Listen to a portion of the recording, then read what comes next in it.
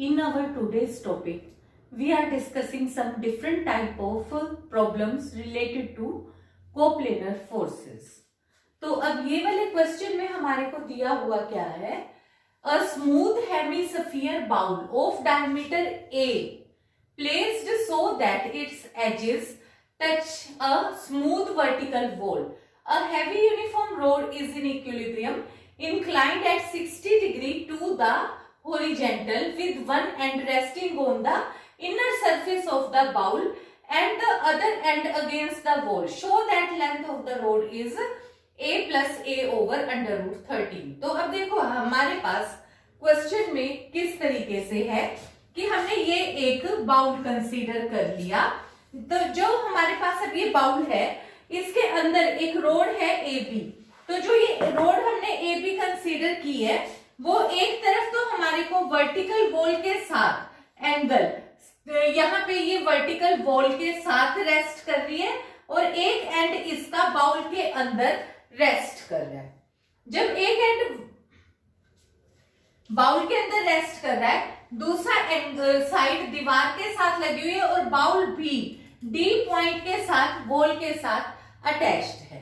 ठीक है, तो ये हमारे को इस तरीके से कंडीशन दी हुई है। फिर आगे हमारे को कहा हुआ है कि a heavy uniform rod equilibrium inclined at 60 degree to the horizontal. अब देखो बी से ये हॉरिजॉन्टल के लाइन एक हमने ट्रेस करी और यहाँ पे ये इसके साथ कितनी एंगल बना रही है रोड, 60 डिग्री का एंगल।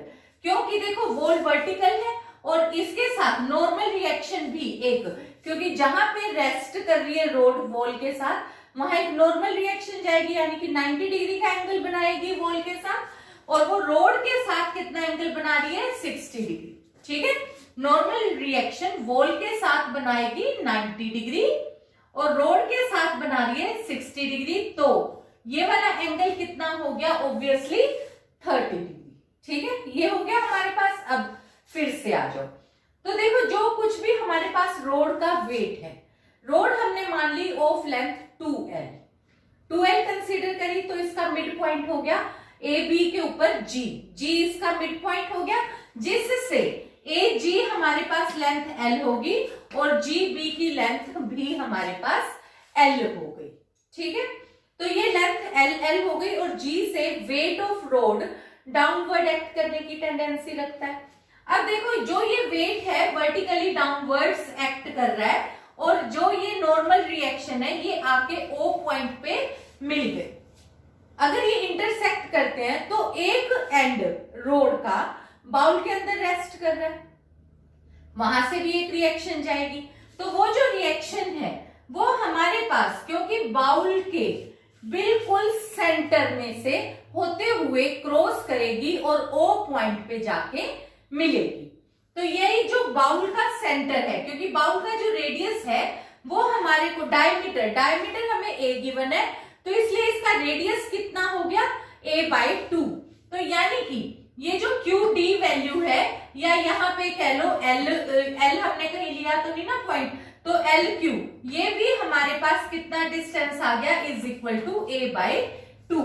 ठीक है, तो जो भी Q के साथ बाउंड्री का किसी भी पॉइंट का हम डिस्टेंस लेंगे तो वो हमारे पास कितना आ जाएगा, इज इक्वल टू रेडियस। तो ये ध्यान रखना कि जो ये Q है, ये Q बाउल का जो ये LD डायमीटर है, बाउल का डायमीटर हमें A दिया हुआ है और ये LQ is equal to QD will be equal to A/2, ये हो जाएगा। अब फिर से आ जाओ, अब हम देखो यहाँ पे कंसीडर कर लेते हैं कि AOG जो एंगल है, ये हम इस एंगल को AO और G, ये एंगल हम थीटा कंसीडर कर लेते हैं। अगर मैंने ये एंगल थीटा कंसीडर किया है और ये देखो, ये क्योंकि एक बिल्कुल वर्टिकल लाइन है, O से मैंने इसके ऊपर A से E को मिला दिया, मतलब वॉल के साथ मैंने एक परपेंडिकुलर इधर डाल दिया, फिर Q से इसके ऊपर परपेंडिकुलर डाल दिया, तो ये दो लाइन बिल्कुल पैरेलल हो गई और एक लाइन इनको कट कर रही है। तो ये एंगल भी मेरे पास थीटा हो गया, क्योंकि ये मैंने लेफ्ट किया है थीटा, तो इसलिए ये भी थीटा एंगल हो गया। अब देखो तुम्हारे को ये पता है कि ये 90 डिग्री का एंगल है, ये तुम्हें पता है एल है, ये तुम्हें पता है एल है, ये 30 डिग्री। तो तुम अब बड़े आराम से इस ट्राइंगल AOB पे MN थ्योरम अप्लाई कर सकते हो। तो मैंने अब इस पे MN थ्योरम अप्लाई करी, L plus L cot 30, clear है ना?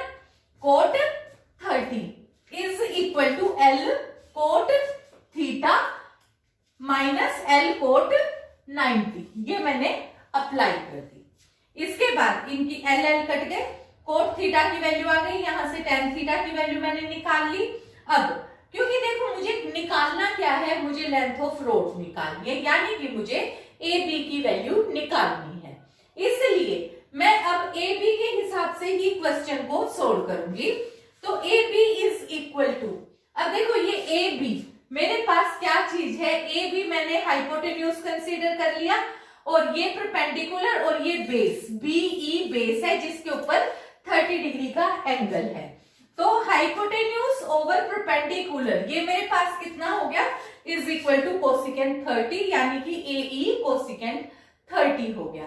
अब जो AE वैल्यू है, AE किसके इक्वल हो गया, AF प्लस FE के इक्वल हो गया। मैंने इसको भी लिख लिया। अब फिर से आ जाओ, अब AE जो है, अब AE यहां से मेरे पास AF जो वैल्यू है, AF इस एक ट्राइंगल का हिस्सा है, AQF ट्राइंगल का, ठीक है, इस एक ट्राइंगल का हिस्सा है जिसमें ये वाले इसके ऊपर मेरे पास QF के ऊपर एंगल बना हुआ है थीटा। तो इस वजह से ये परपेंडिकुलर हो गया, ये मेरे पास हाइपोटेन्यूज हो गया और हाइपोटेन्यूज की वैल्यू फिर से मुझे पता है कि A/2 है, क्योंकि क्यों क्या चीज है, हमारा हेमिस्फीयर के सेंटर का पॉइंट है। तो इस वजह से ये मेरे पास हो गया डिस्टेंस A/2 और साथ में मेरे पास यहां से वैल्यू कितनी हो गई, A/2 और कोसिकेंट 30 डिग्री। तो यहाँ पे ये वाली वैल्यू साइन थीटा, ये है एंगल साइन थीटा। फिर अगेन QD, तो ये जो QD वैल्यू क्या है, FE किसके इक्वल है, इक्वल टू QD। QD भी कितना है, क्योंकि ये हम ऑलरेडी डिस्कस कर चुके हैं कि ये लेंथ भी हमारे पास equal to radius of hemisphere है, दैट इज A/2 है। अब यहां से साइन थीटा, देखो tan थीटा की वैल्यू हमने यहां से निकाली हुई है 1/2√3। तो यहां से मैंने साइन थीटा की वैल्यू निकाली 1/√13 आ गई, वो मैंने यहां सब्स्टिट्यूट करी और यहां पे मैंने जब सब्स्टिट्यूट करी तो ये लेंथ ऑफ रोड मेरे पास आ गई A plus A/√13। Again, in this question, we have a uniform rod of length A hangs against a smooth vertical wall being supported by means of a string of length L tied to one end of the rod, the other end of string being attached to a point in a wall. Show that rod can rest inclined to the wall at an angle given by, ये हमारे को angle बताना है और उसके बाद हमें ये रेशो भी बतानी है A और L की, ताकि इक्विलिब्रियम पॉसिबल हो सके। तो देखो क्वेश्चन के अकॉर्डिंग हमें दिया हुआ क्या है कि AB एक रोड दी हुई है जो कि एक वॉल के साथ अटैच, मतलब कि एक कॉर्नर तो इसका वॉल के साथ रेस्ट कर रहा है, वो हमने पॉइंट ले लिया A, और दूसरा जो B पॉइंट है वो इसी के बिल्कुल ऊपर C के साथ हमने अटैच किया हुआ है एक स्ट्रिंग, जिसके साथ कि हमारे पास B पॉइंट इस तरीके से उसके ऊपर रेस्ट कर रहा है और जो ये A है ये वर्टिकल के साथ थीटा एंगल बना रहा है। अब हमें पता है कि जो वेट ऑफ रोड है वो क्या होता है कि वो हमेशा वर्टिकली डाउनवर्ड्स होता है और A क्योंकि वॉल के साथ रेस्ट कर रहा है, वॉल के साथ एक हमारे पास नॉर्मल रिएक्शन होगी जो कि वॉल के साथ 90 डिग्री का एंगल बनाएगी, यानी कि हॉरिजॉन्टल के अलोंग होगी। तो हमने A से एक तो ये AR यहाँ पे AO के अलोंग इस तरीके से नॉर्मल रिएक्शन शो कर दी और ये जो वेट है W वर्टिकली डाउनवर्ड्स G से एक्ट कर रहा है और ये आके यहाँ पे O पे मिल गया। तो अब हमें पता है क्योंकि सिस्टम इक्विलिब्रियम में है तो जो A से C अटैच की हुई है तो वो जो वैल्यू है वो भी O में से ही क्रॉस करेगी, क्योंकि हमें पता है कि तीन नॉन कंकरेंट फोर्सेस, अगर तीन फोर्सेस इक्विलिब्रियम में है और वो पैरेलल नहीं हैं तो कंकरेंट होंगी, तो वो तीसरी फोर्स टी भी इस तरीके से, क्योंकि स्ट्रिंग के अंदर एक टेंशन आएगी और वो भी इसी सेम पॉइंट ओ से पास करेगी। अब फिर से आ जाओ, अब देखो क्योंकि जी तुम्हारे को पता है कि ए बी का मिड पॉइंट है, तुमने इस रोड को ए कंसीडर किया हुआ है, तो ये वाली लेंथ हो गई a/2, ये वाली लेंथ हो गई a/2 कि हमारी को दो लेंथ कितनी है, A B is equal to, ठीक है, ए लेंथ है, हमने कंसीडर कर लिया कि ए बी की लेंथ अपने पास यहाँ पे रोड ऑफ लेंथ ए दी हुई है, और इसी तरीके से ये वाली जो वैल्यू है स्ट्रिंग हमारे पास एल लेंथ दी हुई है। अब देखो टोटल लेंथ बी से सी तक की एल है। अब तुम्हारे को ये पता है कि जो ये लाइन है और ये लाइन पैरेलल है, ठीक है। अब पैरेलल होने की वजह से ये एंगल और ये एंगल बराबर हो गया, ये एंगल और ये एंगल बराबर हो गया, ये एंगल सेम है ही, तो रेशियो प्रोपोर्शनैलिटी हो गई, और जी क्योंकि मिड पॉइंट है इसलिए जो ये लेंथ है इससे ये डबल होगी लेंथ, ठीक है ना, क्योंकि ये वाली जो साइड है इस वाली साइड से हाफ है।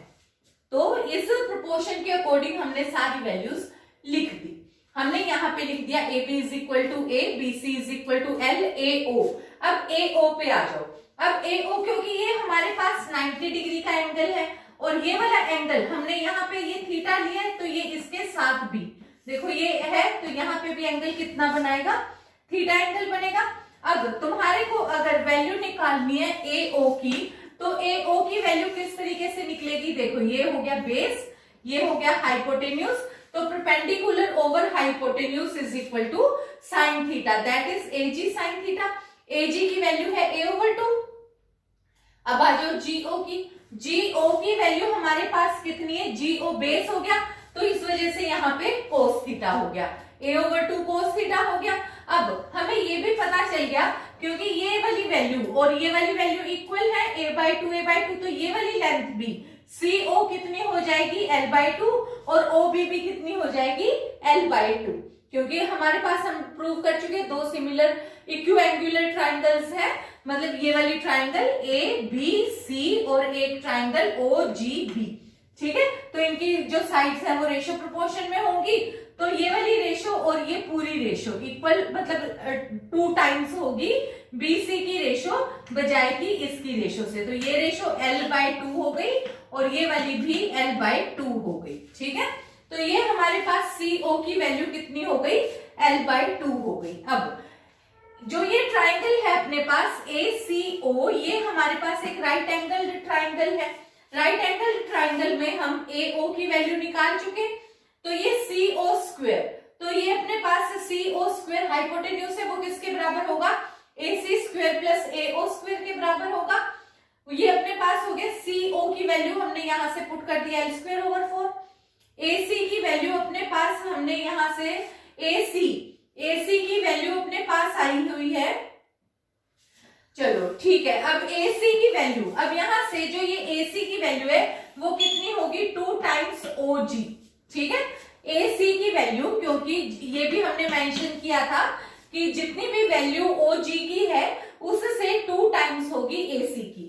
OG की वैल्यू हमने निकाली हुई है a/2 cos थीटा, तो इस वजह से AC की वैल्यू हमारे पास हो गई a cos थीटा, तो यहाँ पे वैल्यू हमने सब्स्टिट्यूट कर दी a² cos² थीटा। इसी तरीके से AO की वैल्यू हमने ऊपर निकाली हुई है, ये हो गई a²/4 sin² थीटा। अब इस सारे को कैलकुलेट करो। अब आंसर देखो, आंसर किस में है, कोस में, साइन में तो है नहीं, तो हमने cos² की जगह पे भी, कोस को तो कोस ही रहने दिया, sin² की जगह पे 1 - cos² थीटा पुट कर दिया, तो यहाँ पे ये वाली वैल्यू हो गई l² ओवर 4, तो हमने 4 इधर शिफ्ट किया, sin² की जगह पे 1 - cos² किया, फिर cos² इकट्ठा किया, तो ये रेशियो हमारे पास आ गई l² - a² ओवर 3a²। ये हमारा पहला आंसर आ गया। फिर हमें कहा है कि इक्विलिब्रियम कब पॉसिबल है, तो इक्विलिब्रियम तभी पॉसिबल है जो कि cos थीटा की वैल्यू जिनके लिए एग्जिस्ट करती हो। cos थीटा की वैल्यू हमारे को पता है कि कहां से कहां तक लाई करती है, बिटवीन -1 to 1 लाई करती है, पर cos स्क्वायर है तो कहां से कहां तक लाई करेगा, 0 से 1 के बीच में लाई करेगा, तो हमने यहाँ पे कहा कि भी जो ये cos स्क्वायर थीटा है वो कहां से कहां तक लाई करता होना चाहिए, 0 से 1 के बीच में लाई करता होना चाहिए। फिर हमने यहाँ पे जब ये 3a स्क्वायर यहाँ 0 के साथ मल्टीप्लाई हुआ तो खत्म हो गया, तो ये रेशो आ गई 0 is less than l square minus a square is less than 3a square. तीनों साइड a स्क्वायर ऐड किया तो रेशो हो गई a स्क्वायर से 4a स्क्वायर के बीच में, यानी कि जो वैल्यू है a should be less than l is less than 2a, यानी कि जो l की वैल्यू है वो a से 2a के बीच में कोई लेंथ हो सकती है स्ट्रिंग की। So that is all for this result. Thank you.